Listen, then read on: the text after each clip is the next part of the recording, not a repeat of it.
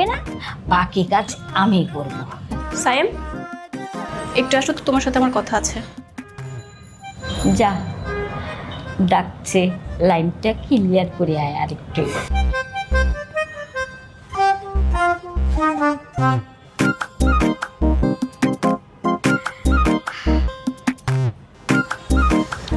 দাদি এসব কি বলে দিল? দাদিজান যা বললো তা তো তুমি শুনলাই। আচ্ছা, তুমি জানতে না আমার বয়ফ্রেন্ড ছিল, তারপর তুমি আমাকে কেন পছন্দ করলে? Because I really like you. আর এই কারণে তুই বদমাইশটাকে তোমার জীবন থেকে সরিয়ে দিলাম। যদিও বাটপার না হতো। আই রিয়েলি ডোন্ট নো, আসলে আমি কি করতাম আমি জানি না। আমার বাবা মা কখনোই তোমাকে মেনে নেবে না।